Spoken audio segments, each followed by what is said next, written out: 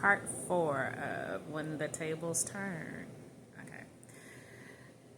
Jessica sat in her chair, stunned, looking at her boss, looking at her, and watching her boss rise as in if she was about to walk her out of the building. Jessica couldn't believe what was just happening to her.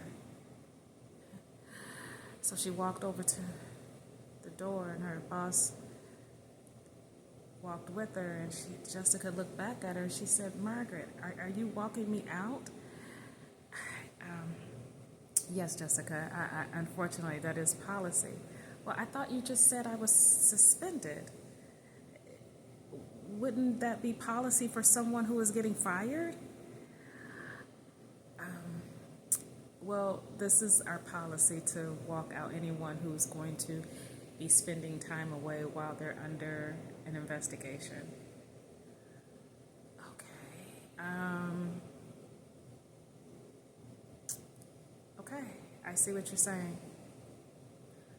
So, Jessica, in the meantime, we're going to need you to leave your laptop and your keys to the office.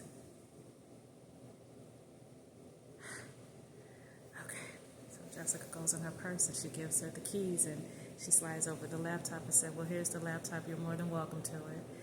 And so Jessica grabs her purse and she checked her drawers just to be sure that there was nothing personal in there for her to take with her. So she goes and she walks down the hall, and everybody's looking at her as she was walking down the hall. Jessica looked back at them and she realized how it seemed as if everybody was waiting on this moment, as if they had already expected it or something. So Jessica took a deep breath and she walked out with her head up. And she made it to the front door and she looked back at Margaret, and Margaret said, "I'll be contacting you in a few days, Jessica. I'm sure everything will work out."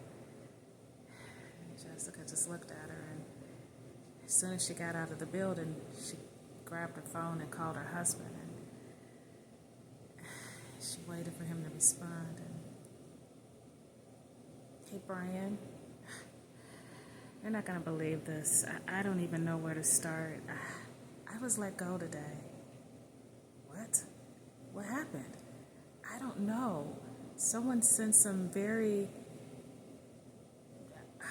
somebody sent some pictures that wasn't even me. It just seems like it was an AI photo or something, and I don't know. It just didn't seem right. I can't even. I don't know. For right now, they said that I'm suspended, and I'll be home. I'll be home soon, and we'll talk. We'll talk then when you get home from work." "Okay, I love you too. All right, bye-bye." Brian sounded pissed a little bit because, again, they had mortgage due this week, and Jessica leaving work early was going to be a monkey wrench in that being paid. Here we go. Jessica walked towards the parking lot and hit the alarm on her car, and she gets in the car and her music just immediately started to blast up. She just sat there. She was just confused of how wrong her day just went when she had such good intentions of it going so right. So she's sitting there in the parking lot, and all of a sudden somebody's knocking on her window, and she looks around, and it was the parking attendant. So Jessica rolled her window down. "Yes, how can I help you?" "Ma'am, I was told to ask you to leave as soon as possible." "Excuse me? I just got in my car." I understand, ma'am. I just got a radio call to say that this reserved space is no longer active." "No longer active? I was just told I was suspended. Are they firing me? Is that what they told you?" "Ma'am, I just heard it was no longer active." Okay. Well, sir, give me a moment. I'm going to pull out in just a few, okay? "Okay, ma'am." Take your time. Jessica was just going wild in her mind. And in that moment, she put her key and she turned the key and she started the car and she put it in reverse and pulled back and headed out of the parking lot. And then she parked along the side. But something pulled her to call Michael because something wasn't adding up. Not even the fact that she saw him today at the same time that her boss sent her to Walgreens. And him even saying that he had something to tell her. Jessica wanted to get to the bottom of it, so she dug through her purse and found his card. And she looked at it. He worked for a federal agency. Who is this guy? Okay. Jessica then dialed his number and she waited for him to pick up. She was just like, gosh, pick up.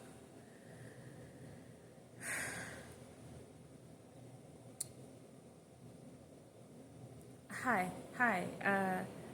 This is Jessica. Michael? Yes, this is Jessica. Well, I wanted to talk and find out from you, what was it that you needed to talk to me about? What is it exactly? Yes, I can meet you there now. I should be there in about maybe 20 minutes or so. Okay, see you then. Michael said he was over at a restaurant across town and asked Jessica to meet him there. So sure, Jessica needing answers, she headed right over. And it'd take her about a good 20 minutes, but she was on her way. Jessica weaved and bobbed through traffic and kept that music blasting because she really needed to get the last few events out of her head, and she was just trying to do anything but to think about what just happened to her, even though it was heavy. So she's weaving and bobbing through traffic, and finally she pulls up to the location to where Michael was. She gets out of her car, she turns on her alarm, and she heads right into the restaurant.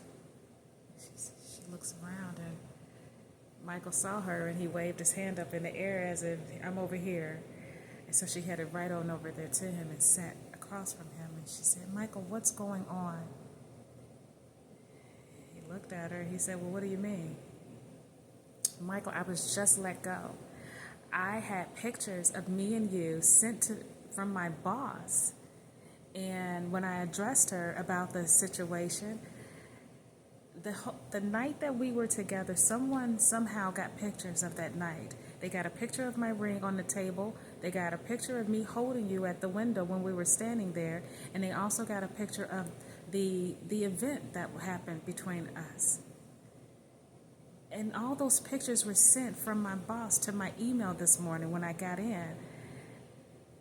My boss sent me to Walgreens, but it was at the same time you and your family was there. And then from there, I go back to work and I get suspended for the pictures that she claims she never sent. Michael said, what? Are you kidding me? He said, do you have any copies of the picture? Yes, I downloaded it. So she pulls up the pictures off of her phone and she shows Michael each picture that got her suspended from her job. And he said, who could have taken those pictures? Where was the camera? Who was recording? And she said, Michael, I have no idea, but I know whatever happened that night is ruining my life today. And I have to figure out what's going on. I have a family too. And I loved my life. I don't know what's going on, but I feel like you can answer some of these questions. And how do we get in touch with the people that were there? Maybe they will have some answers. Maybe this is because of them. Maybe this really has nothing to do with me, but my life is somehow intertwined with this madness. Where do we go from here, Michael?